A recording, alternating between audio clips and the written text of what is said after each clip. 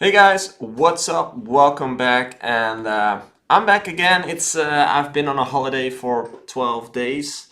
I've been to Aruba, catch some sun. Lovely to start the year and escape the winter here because it's freezing cold here in the Netherlands.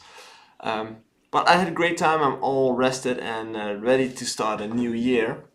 And sorry, guys, first of all, to everyone who sent in a question last week. As I said, I was on a holiday, so I wasn't able to answer those questions, but I will include those questions in this week's episode. So I hope you guys had a great start of the year. I hope you're ready for a brand new year. You have your goals ready. You have your mindset in the right set.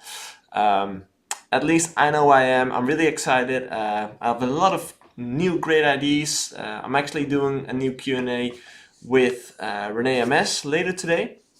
So that podcast will be online later this week probably. Really excited for that one. But for now, let's just dive into the questions you guys have sent in into the artist coaching community group. As I said, I will start with the questions from last week and then smoothly go into the questions of this week. First one's from Mo. What makes Holland that special when it comes to music producers? And also, do you know where the Dutch community is based in London? Um, I think what makes Holland so special when it comes to music producers is that it's a really small country, so everyone lives pretty close to each other. It's really easy to drive from one side of the country to the other side of the country, so it's easy to meet each other. I think that's really important. Aside from that, I think the Netherlands is giving a lot of opportunities to creative people. Um, Regarding like schools and stuff, it's really easy to go to a music school here to do courses, to do trainings. There's a lot of options here, and it's really easy to develop yourself as an artist. So I think that really helps as well.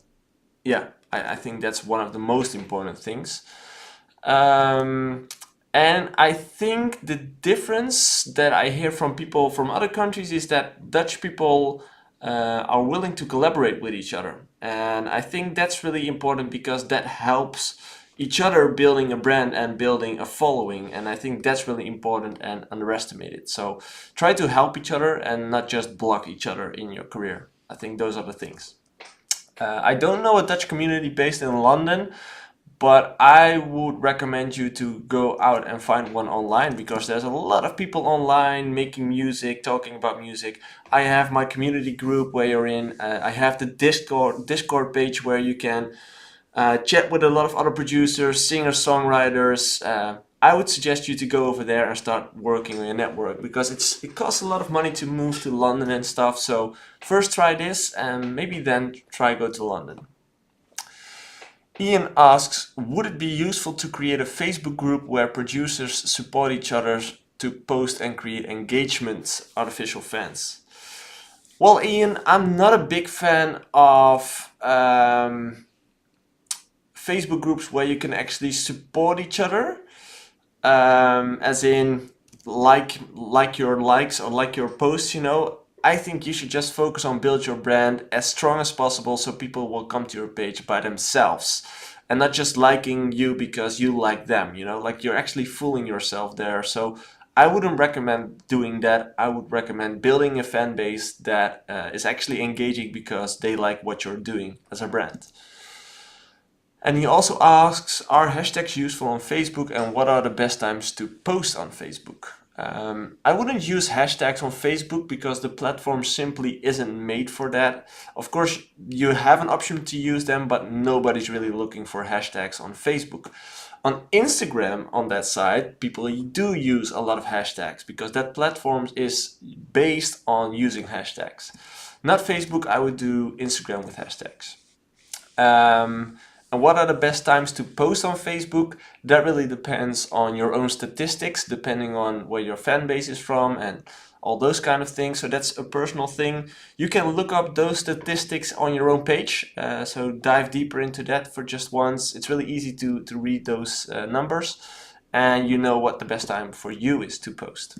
For me, it's between 5 and 7 p.m. Dutch time. Aditya asks, how do I improve my sound design? Well, by spending an enormous amount of hours in it. Like, there is no shortcut to this question. You get better by making music. You get better by having a better sound design by just spending the hours working on it. It's the only way by doing it. Like, there's a million ways to think about becoming stronger, you know, but eventually you have to do those push-ups, and this is the same thing. Jess asks, would you rather go with a larger DJ booking agency or a smaller one, and why? I understand that the attention one is given may vary. Does it really depend on one's point in their career? Yes, it does. I've been signed with multiple agencies, big ones, small ones, and a big agency has big connections. So if you're at a breakthrough point in your career, this might be crucial to get you on those bigger stages that you want to get on. Nonetheless, make sure that even when you're signed with a bigger agency, you have priority with the agency. So they are willing to work for you. Because if you're the small artist in a big agency, most of the time you're not the most important one, and they will not work that much for you as they do for the bigger artists because they make more money on them. So sometimes it's smarter to take a smaller agency who is willing to go the extra mile for you, but sometimes it's better to sign with a big agency because they have big connections. Really depends on where you are at in your career. So those were the questions from last week. Let's dive into the question from this week. And let's start off with Ian again. No, he asked if I could answer the questions from last week. Vid asks, is it possible to release at 2 different labels simultaneously? Yes, it is. You can release simultaneously on different labels. If you want to license your track, you can license your track to as much labels as you want. That's actually how it happened in the past. It's not happening that much anymore because most of the music gets released worldwide right now. In the past, music was released per zone. So let's say Europe, America, and Asia, and each zone had a different release date. So yes, it's possible, but it's a bit more complicated than normal. Monotape asks, is the Repost trade on SoundCloud worth? If the following of that page is really active and if they are really engaging, then yes, it might be worth the while because you're actually reaching a new audience. But really watch out with what you are going to pay for it because it has to be in balance with what you're getting back from it. So be careful with that. Floris Droste asks, do you have any suggestions how to get stems from big artists to remix and how to get clearance? And how did you get the Jennifer Lopez stems, for instance? So first part of the question, how do you get the stems from big artists? That's easy. You have to build leverage to become interesting enough to remix a big artist. So you have to make music, release music, and make sure you get in the picture of that bigger artist, and he actually needs to start playing your tracks to be interesting enough to be picked to remix his track. He needs to be interested in what you're doing, so you first need to build to get yourself on his radar before you can get his stems. Some of the tracks, acapellas for instance, are available on sites as Acapellas for You, I guess it was acapellasforyou.com or .co.uk.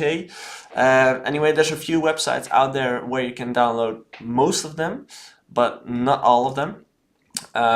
So if you want to do an official remix, make sure you become interesting enough for the artist to ask you for an official remix. And how I did get the Jennifer Lopez remix, that's because I was asked by her management to do an official remix, and that has been like 8 years into my career, so I've been working a lot to get to that point where they actually reached out to me to do an official remix. So that's how I did the remix for Jennifer Lopez. Mark Boss, I lately struggle and try to improve my mixing mastering. I see Ian Mono already helped you with this one. By the way, guys, if you send in really technical questions regarding mixing, I'm not the best guy to ask those questions. because simply I don't know everything about mixing or mastering, but you can send them in. I know people who do have the answer for you, so I will tag them in that post and they will answer it for me. So you still have an answer to your question. So Mark, I hope Jeffrey and Ian helped you with this. Aditya asks, can I give away my track project away after getting it signed to a label? I guess you can, but I wouldn't give it away.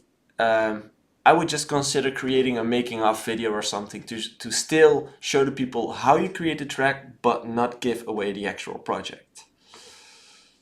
Jean-Pierre, how to stay motivated to make music while having a full-time job?